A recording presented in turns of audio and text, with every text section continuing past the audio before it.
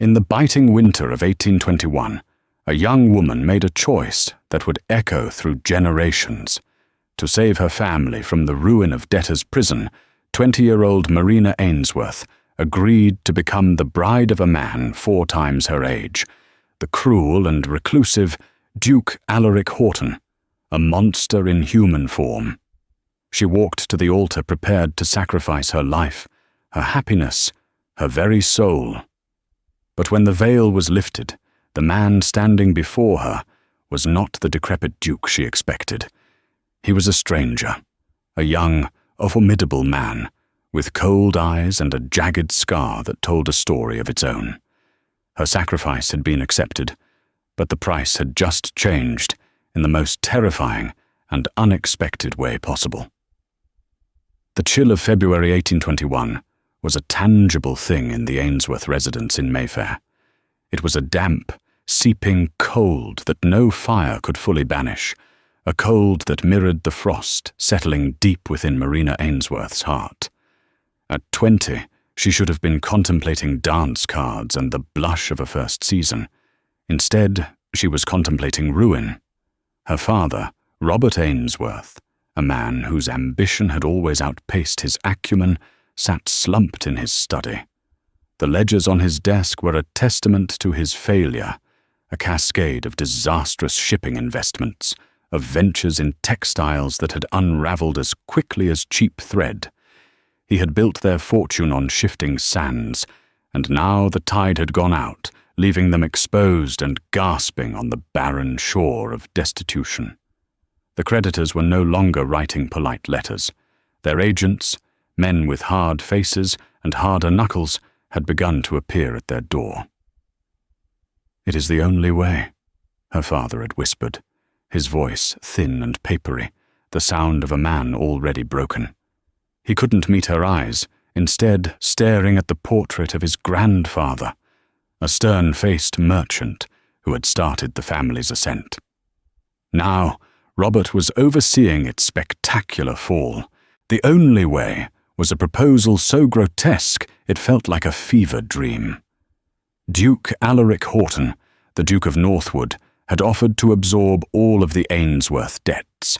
He would restore their line of credit, silence the creditors, and ensure her younger brother, Thomas, could continue his studies at Cambridge. The price for this salvation was singular and absolute. Marina's hand in marriage. The Duke of Northwood was less a man, and more a cautionary tale, whispered in hushed tones in London's drawing rooms. He was nearly 80, a recluse who had not been seen in society for 2 decades. Rumours clung to him like the ivy on his ancient, crumbling estate in Northumberland. They said he was cruel, a tyrant who had driven his first wife to an early grave. They said he was infirm, ravaged by gout and madness, his mind as decayed as his ancestral home. They said he bought and sold people's lives as easily as he traded shares on the exchange. His offer was not a proposal, it was a purchase. "He has no heir," her mother, Helen, had explained, her own face a mask of genteel horror, her hands twisting a lace handkerchief into a knot. "His line dies with him. He wants a duchess, a young one, to preside over his final days.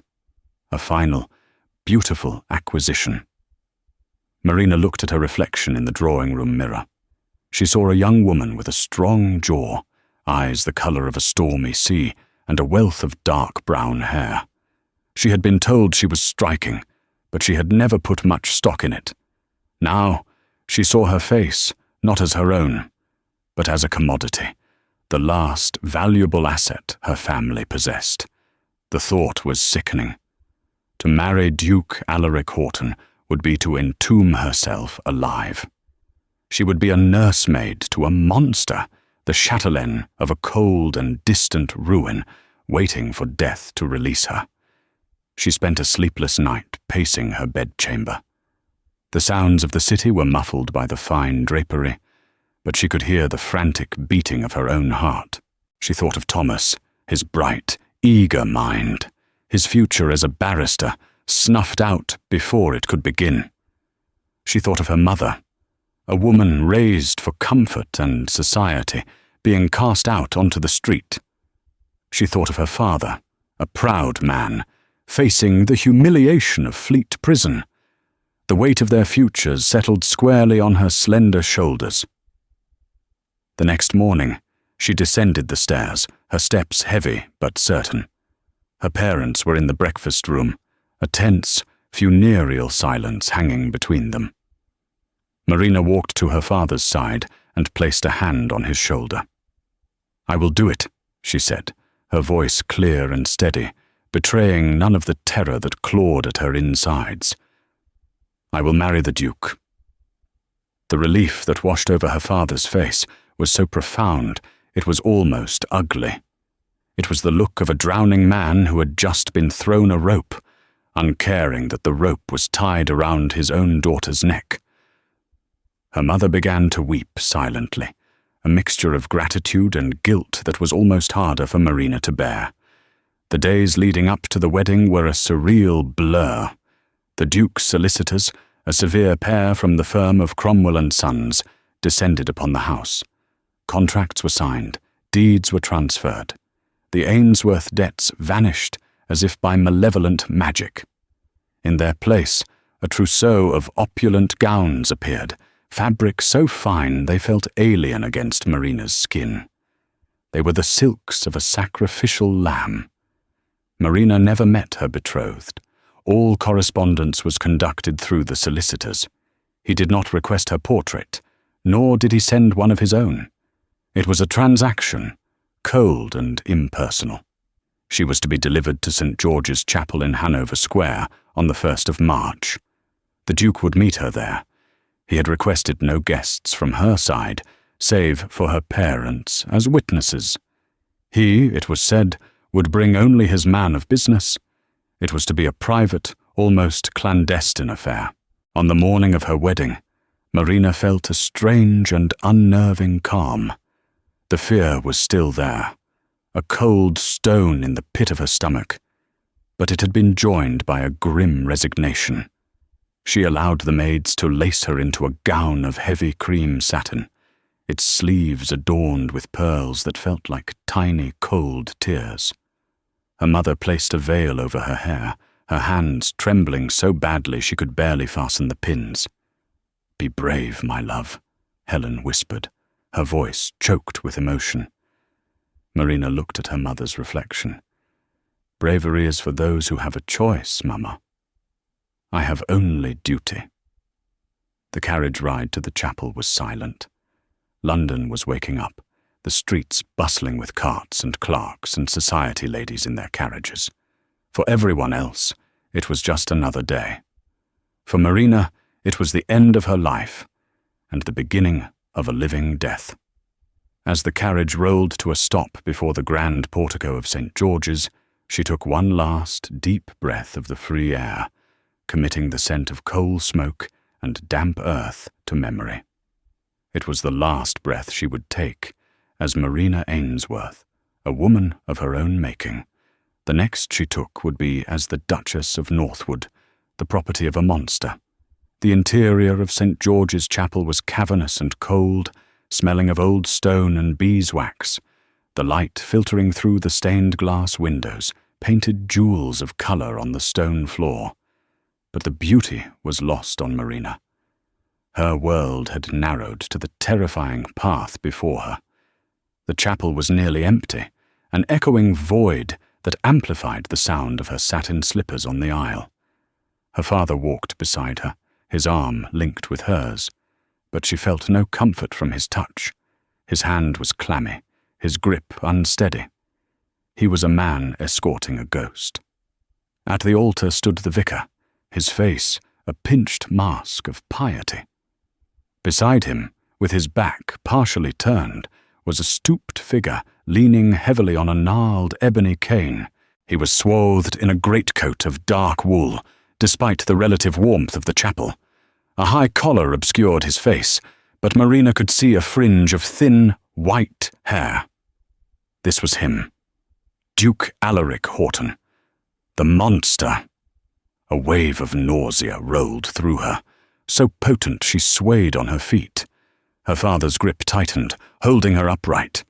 She reached the altar and her father released her arm, stepping back to stand beside her mother.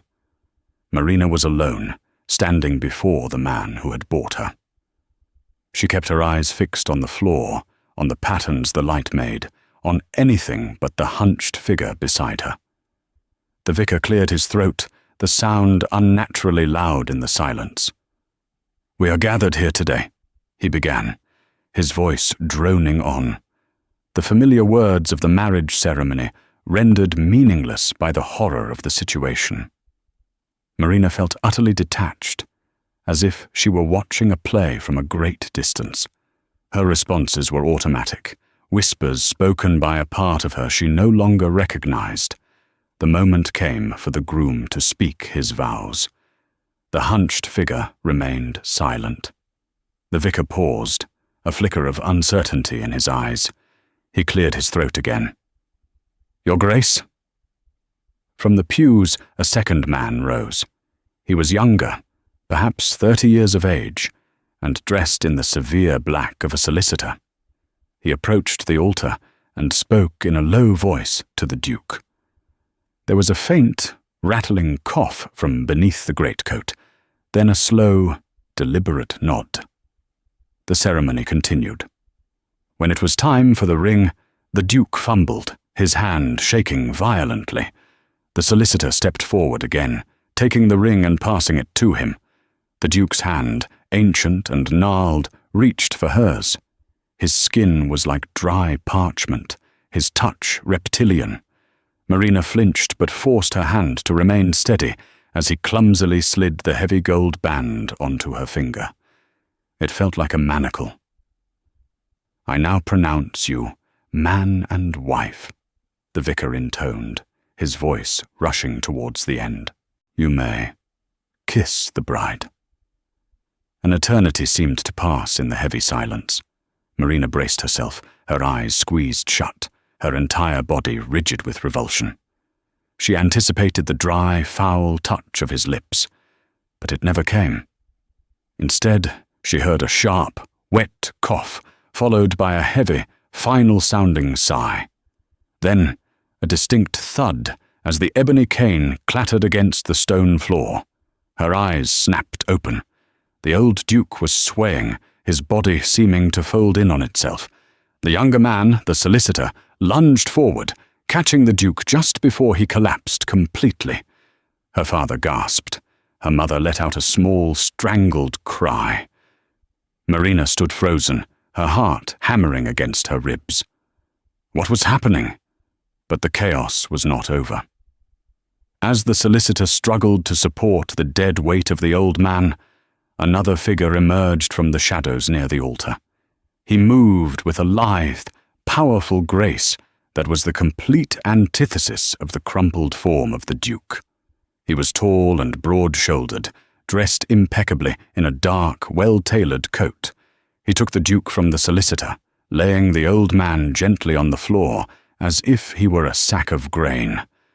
Then he turned to face Marina, and the world tilted on its axis. This was not a solicitor. This was not a servant. He was perhaps 5 or 6 years older than her, with a face that looked as though it had been carved from granite. A jagged silver scar ran from his right temple down to the sharp line of his jaw, pulling at the corner of a cold, unsmiling mouth. His hair was black as a raven's wing, and his eyes, a startling shade of grey, were like chips of winter ice. They held no warmth, no kindness, only a weary, assessing intelligence. He was formidable, dangerous, and utterly captivating in the most terrifying way. Who was this man? He looked from the still form of the Duke on the floor to the bewildered vicar.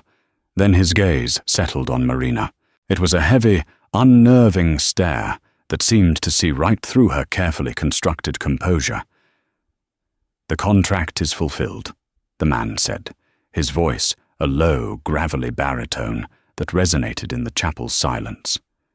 "She is the Duchess of Northwood." The vicar, pale and flustered, stammered, But His Grace, is he—" The stranger knelt, placing 2 fingers on the Duke's neck.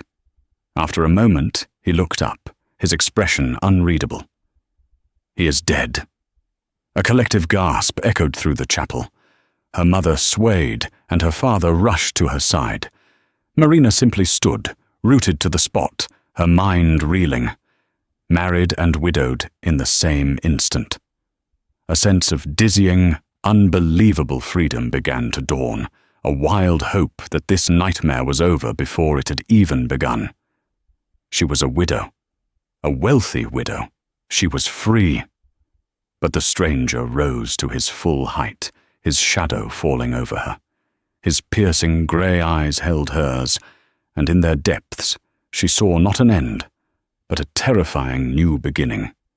"There seems to be a misunderstanding," he said, his voice cutting through her dawning relief like a shard of glass.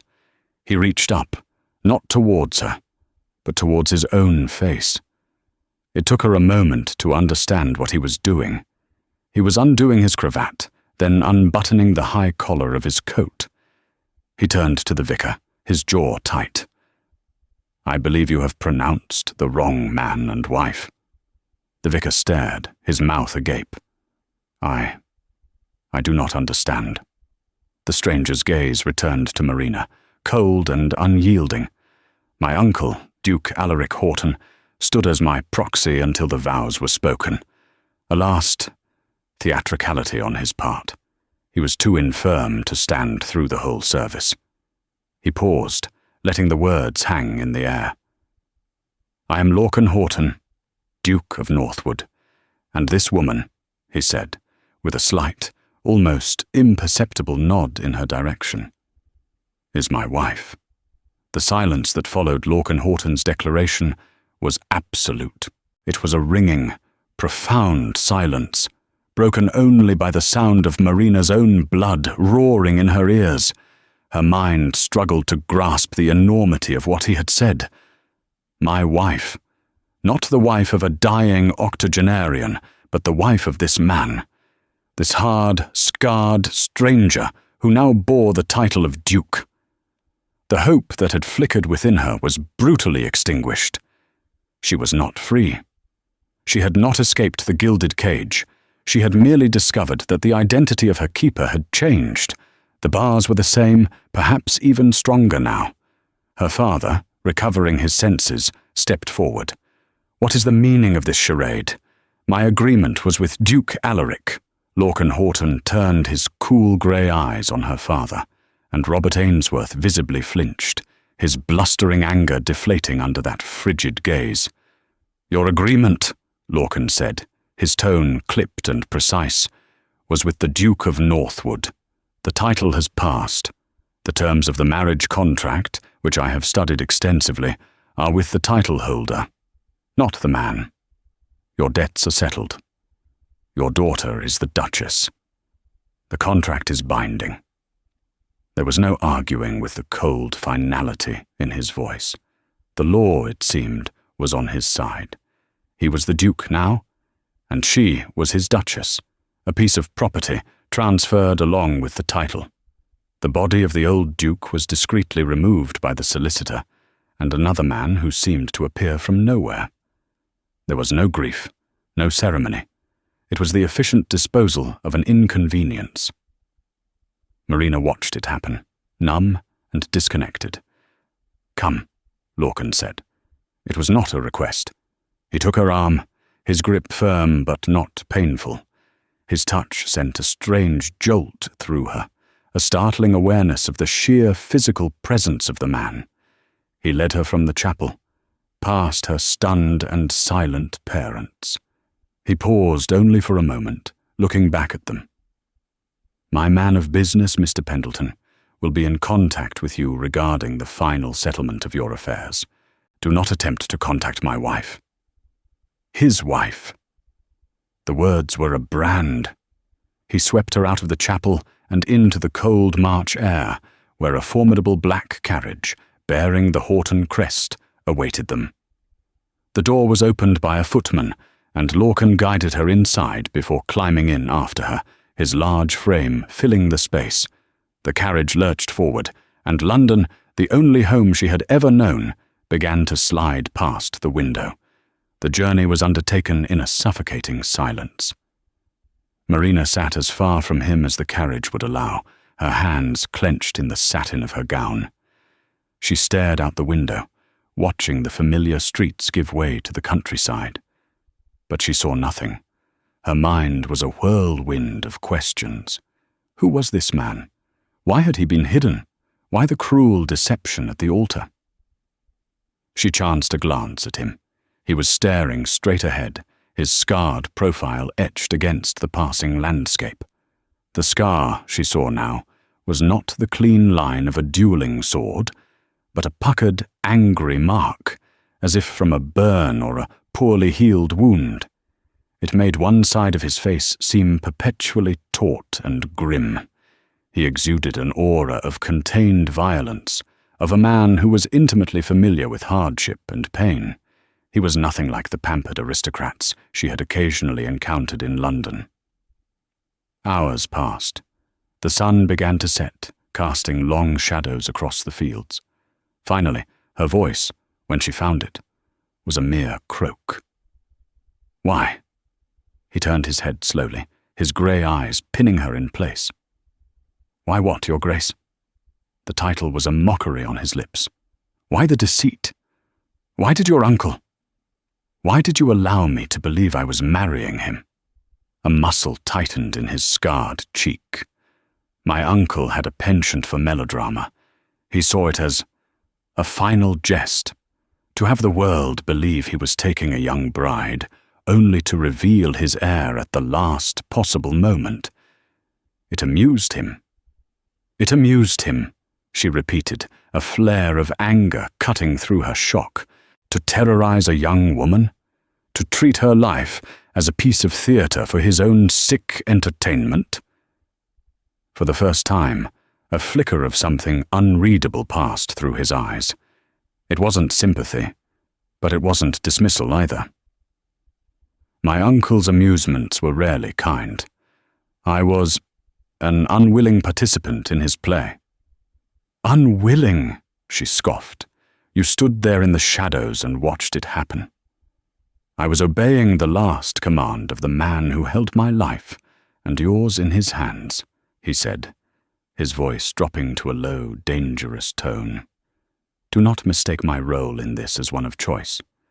We are both bound by his will, Duchess. You by your father's debts, and I by my birth." The carriage fell silent again, but the atmosphere had changed. It was no longer empty, but charged with his resentment and her burgeoning fury.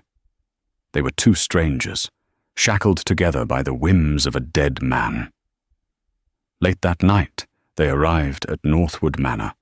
The carriage passed through imposing iron gates and down a long, winding drive flanked by ancient, skeletal oaks. The manor itself was a dark behemoth against the moonlit sky, a sprawling Gothic masterpiece of spires and shadows. Only a few windows glowed with a faint, welcoming light. It looked less like a home and more like a mausoleum. The carriage door was opened, and a line of servants stood waiting on the grand stone steps, their faces impassive in the lantern light.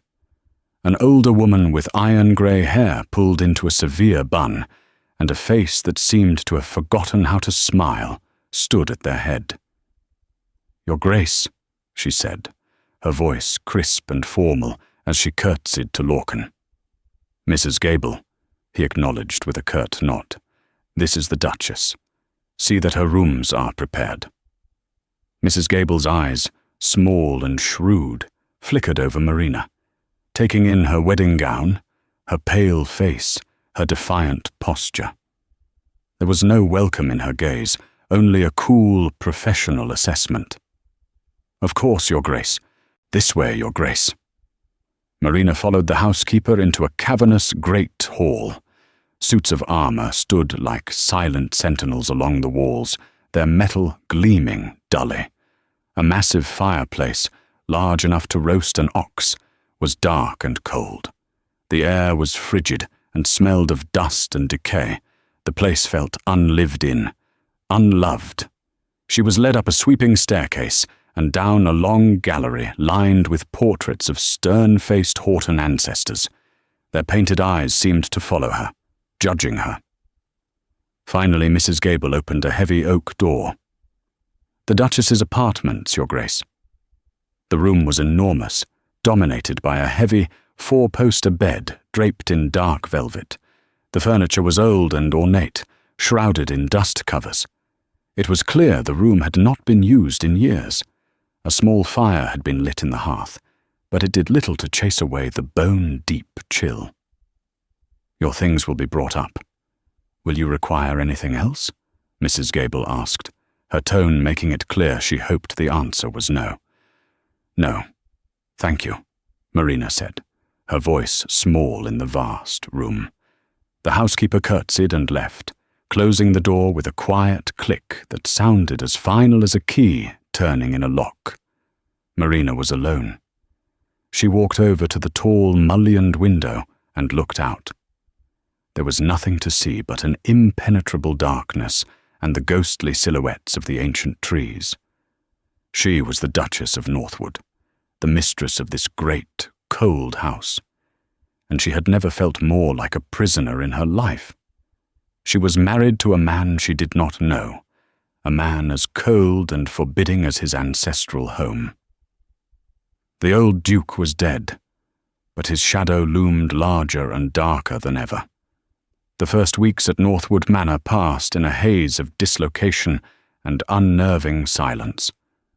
Marina and her new husband lived as ghosts in the cavernous estate, orbiting each other, but never truly meeting. They took their meals in a dining hall so vast, their quiet cutlery scrapes echoed off the high, vaulted ceiling. Their conversations were stilted, formal affairs limited to necessities. "The East Wing is in disrepair. I would advise you to avoid it. Mrs. Gable will see to your needs. You need only ask." He offered no information about himself, his past, or his estranged relationship with his uncle, and Marina was too proud, and perhaps too afraid, to ask. He spent his days locked away in the Duke's study or riding out across the sprawling, wind-swept moors that bordered the estate. He seemed as wild and untamed as the landscape itself. Marina, left to her own devices, began to explore. The house was a labyrinth of forgotten rooms, of furniture shrouded in white cloths like sleeping giants, of corridors where the air was thick with the dust of ages. The staff, led by the formidable Mrs. Gable, were efficient and respectful, but deeply reserved. They answered her questions with curt politeness, but volunteered nothing. They were loyal to the house, to the name of Horton, and she, an outsider, had not yet earned a place in that hierarchy. She learned through snippets of conversation between maids that Lorcan hadn't grown up at Northwood. He had arrived only a few years prior, returning from the wars on the continent. The old Duke had summoned him, his last living blood relative, to be his heir. The relationship between them had been, by all accounts, glacial. One rainy afternoon, her explorations led her to the manor's library. It was a magnificent, two-story room, lined from floor to ceiling with leather-bound books. It smelled of paper, leather, and time. But unlike the rest of the house, this room felt lived in. A fire was roaring in the hearth, and a decanter of brandy sat on a small table next to a worn leather armchair.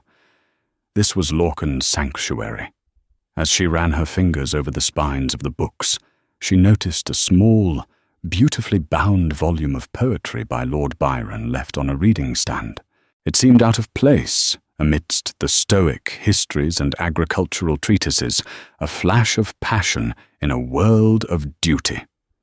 A faint pencil mark was drawn next to a verse from Childe Harold's Pilgrimage.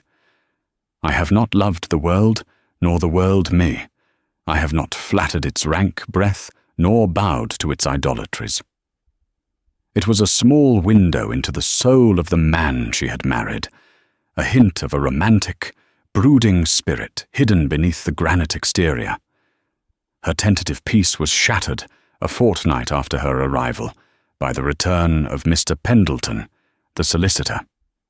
He arrived in a flurry of papers and officious pronouncements, requesting a meeting with both the Duke and Duchess in the main study. The study was the heart of the old Duke's power, a dark, wood-panelled room dominated by a massive desk. Lorcan was already there, standing by the window, looking out at the rain-swept grounds. He acknowledged her presence with a stiff nod. Mr. Pendleton, a dry man with a face like crumpled parchment, did not waste time with pleasantries. He laid a thick document on the desk, its red wax seal already broken. "Your Graces," he began, "I am here to discuss the particulars of the late Duke's will and, more specifically, the codicil pertaining to the marriage contract." Marina felt a prickle of unease. Lorcan turned from the window, his face a stony mask. "The primary terms are as expected," the solicitor continued, peering at them over his spectacles. "The title, the lands, the main Horton fortune, they all pass to you, Your Grace." He nodded at Lorcan. However, Duke Alaric was a man of particular precautions. He cleared his throat and read from the document. "In the event of my death, following the solemnization of the marriage between my heir and Miss Marina Ainsworth, the transfer of the full Northwood assets is conditional. The marriage must be proven fruitful. An heir, a male child, must be born to the union within 1 year of my passing." Marina felt the blood drain from her face. She stared at the solicitor, uncomprehending. Mr. Pendleton continued, oblivious to her shock.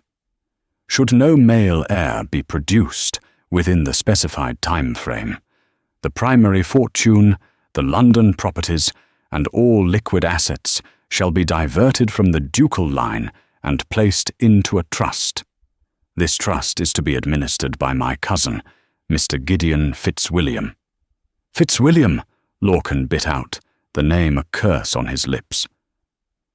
"Yes, Your Grace," the solicitor said. "The land and the title would remain yours, of course, but the fortune that maintains them would be gone. You would be, if you'll pardon the expression, a pauper duke." The room was silent, save for the drumming of the rain against the window pane. Marina felt sick. This wasn't just a marriage, it was a contract for breeding. The old duke's cruelty reached out from beyond the grave, a final, manipulative twist of the knife. He had not just bought her as a bride, he had bought her as a vessel, a means to an end, and he had put a cruel time limit on her purpose. "That is all," Mr. Pendleton said, beginning to gather his papers. "I wish you both success." After the solicitor had gone, the silence in the room was thick with unspoken words. Marina's mind was racing. An heir, within a year. With this man, this stranger who looked at her with cold, indifferent eyes. The intimacy of marriage, which she had dreaded but resigned herself to, was now a looming, clinical requirement with a deadline. "Another of my uncle's games," Lorcan said, his voice raw with a fury he was barely suppressing. He finally looked at her, and for the first time, she saw not just coldness in his eyes, but a shared sense of entrapment.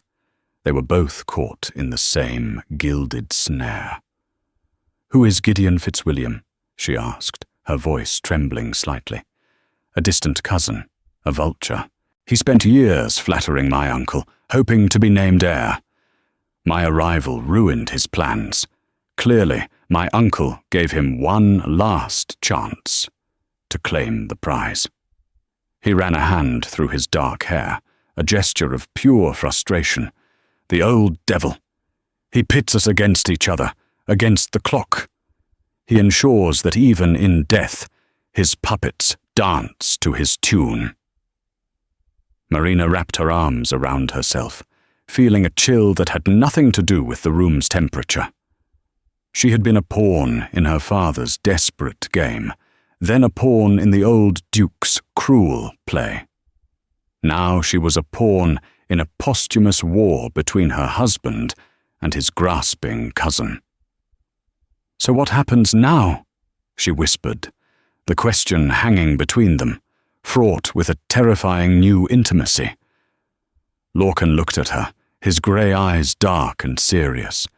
The scar on his face seemed more pronounced than ever. "Now, Your Grace," he said, with a distinct lack of warmth, "it would seem we have a duty to perform." The revelation of the will's cruel codicil hung between them like a shroud, altering the very air they breathed. The stilted civility they had maintained gave way to a palpable, shared tension. They were no longer just two strangers bound by a contract. They were partners in a high-stakes gamble, with their entire future balanced on the outcome. The pressure was immense, and it forced them into a proximity that was both uncomfortable and necessary. Lorcan began to include her in the estate's affairs. He would request her presence in the study, not as a decorative duchess, but as a consultant. He spread the vast, leather-bound ledgers across the great desk and explained the precarious state of the Northwood finances. "My uncle let the estate rot," he explained one evening, his finger tracing a column of figures that bled red ink. "He hoarded his fortune in London banks while the tenants' farms failed and the roofs of his own properties caved in. The title is rich, but the land is poor. Without the full inheritance, Northwood will crumble within a decade." Marina, whose father had at least taught her the principles of accounting in his better days, listened intently. She found herself surprisingly adept at spotting inefficiencies, at suggesting practical solutions. "The timber from the Westwoods is mature," she pointed out. "It could be sold to the shipyards at Newcastle. The wool from the hill farms is of poor quality, because the flocks are badly managed. If we invested in new rams—" He watched her, a flicker of surprise, and perhaps respect, in his grey eyes. He had expected a society belle, an ornament. He was discovering a woman with a keen, practical mind. A fragile truce began to form between them, forged not of affection, but of mutual purpose. They were allies, united against the machinations of the dead Duke and the looming threat of Gideon Fitzwilliam. Their evenings changed. Instead of dining in cavernous silence, they would take a simple supper on a small table set before the fire in the library.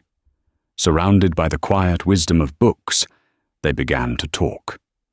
Not of feelings, not of the past, but of the present, of the estate, of London politics, of the new poets emerging on the literary scene.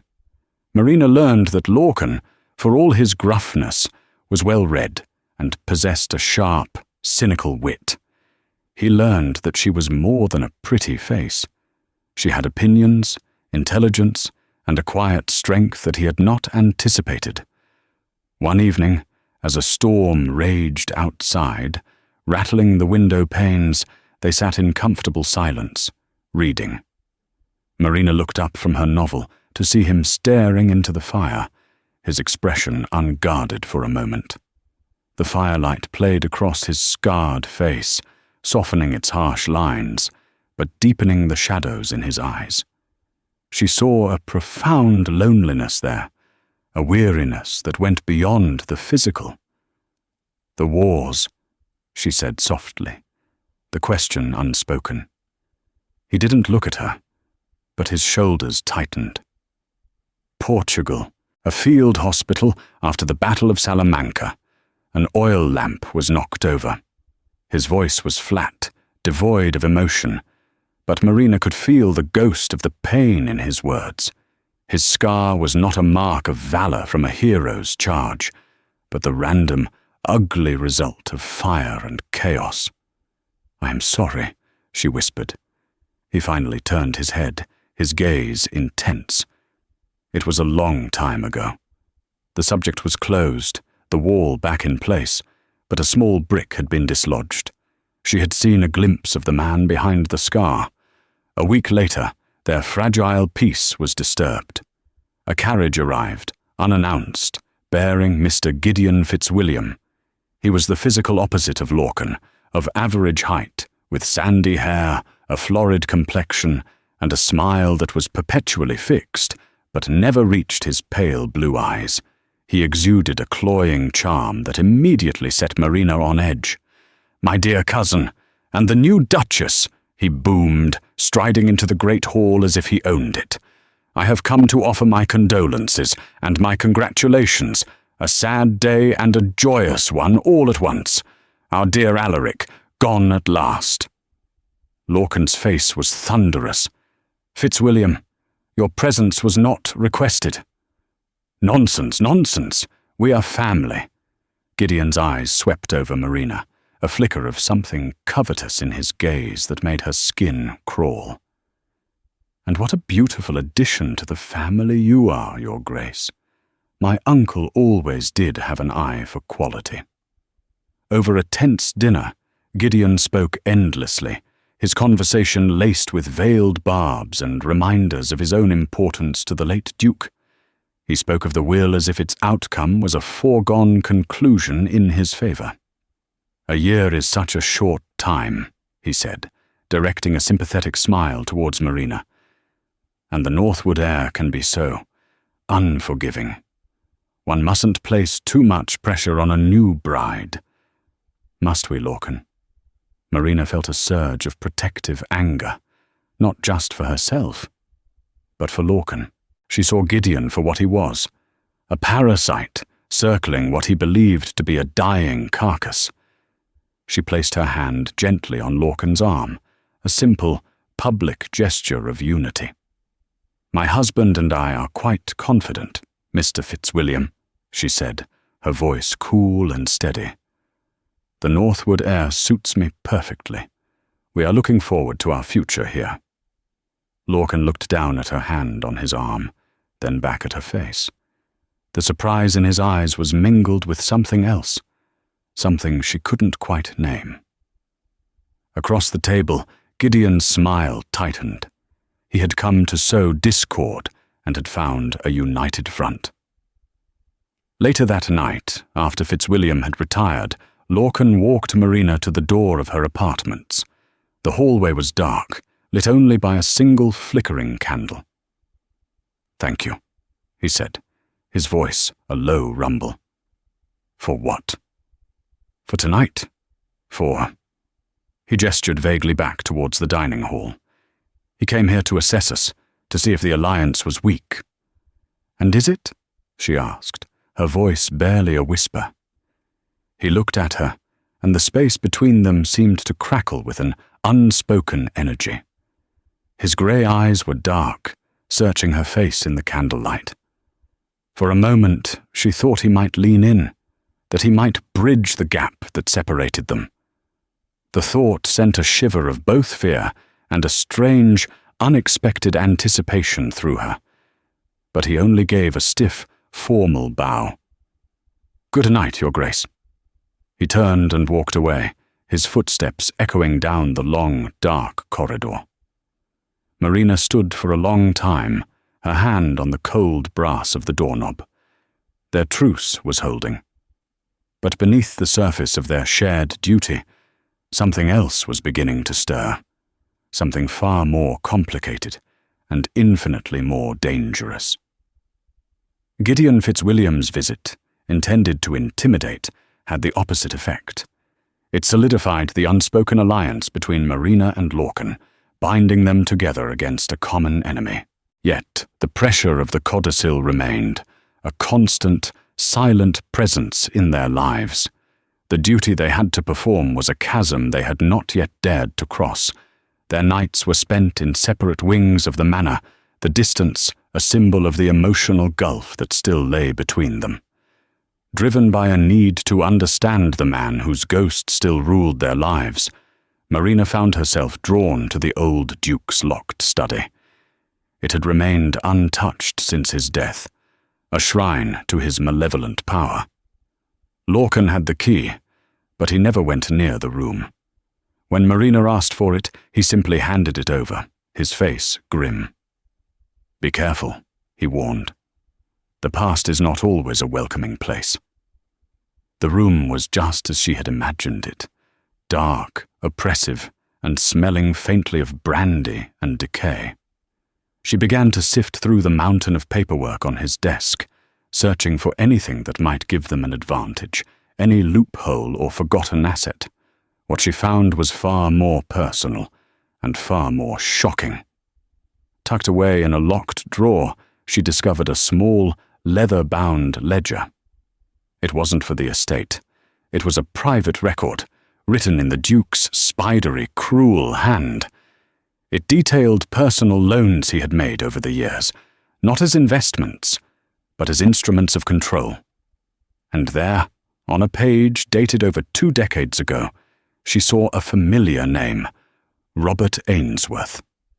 Her breath caught in her throat. She read the entry, her horror growing with every word. It wasn't a record of a business loan for a shipping venture. It was a gambling debt, a massive one, incurred over a series of high-stakes card games. Her father, in his youth, had been a reckless gambler. He had lost a fortune he didn't have, to Duke Alaric Horton. The Duke had not called in the debt.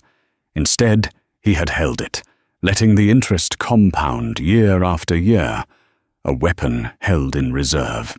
He had watched her father build his new life, his new fortune, all while knowing that he, the Duke, owned him completely. The recent disastrous investments hadn't been mere bad luck.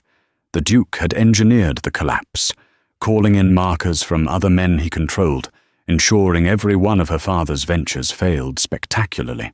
He hadn't simply stumbled upon the Ainsworths in their time of need. He had meticulously crafted their ruin to force her hand. But why? Why this elaborate, cruel, decades-long game? The answer was in a packet of yellowed letters tied with a faded ribbon, tucked at the bottom of the drawer. They were letters written by her mother, Helen, to the Duke. Written long before she had married Robert Ainsworth. They were love letters. The world tilted. Her beautiful, genteel mother and the monstrous Duke Alaric. It was unthinkable. The letters revealed a youthful, passionate affair.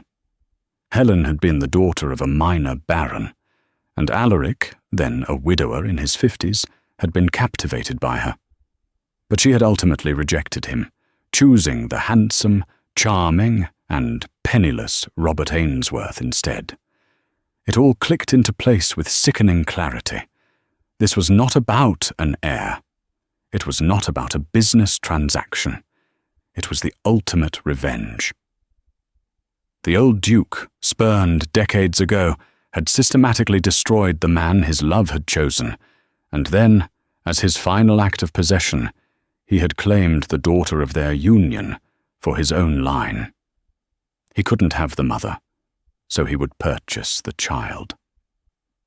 Shaking, Marina carried the ledger and the letters to the library where Lorcan was working. She laid them on the table before him without a word. He looked at her pale face, then down at the evidence. He read in silence, his expression hardening into a mask of cold fury.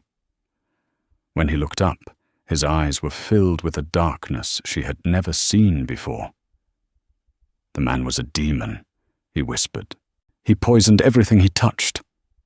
The shared discovery broke down the last of their reserve.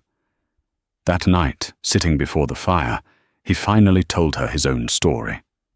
"I was not raised to be a duke," he said, his voice low and rough.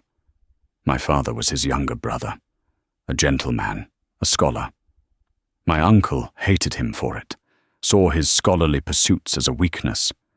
When my parents died of influenza, he took me in. Not out of kindness, but duty. He tried to mold me in his own image, ruthless, cold, manipulative. I resisted. He gestured to his scarred face. This was no accident in a field hospital. I was 16. We argued. He had done something unspeakable to one of the tenant farmers. I called him a monster to his face. He picked up a hot poker from the fire. He told me he would teach me that the world rewards scars, not sentiment. Marina gasped, her hand flying to her mouth. The sheer, calculated cruelty of it was breathtaking. I ran away the next day, Lorcan continued, his gaze fixed on the flames. I joined the army under a different name. I never intended to come back, but years later his solicitors found me. He was dying, with no heir. He offered me a bargain. Return, accept the title, and he would make amends. He would fund a school my father had always dreamed of building. It was a lie, of course. Just another manipulation to get what he wanted. To ensure the Horton name continued. Here they were. 2 lives, shattered and reshaped by the same man's obsessive cruelty.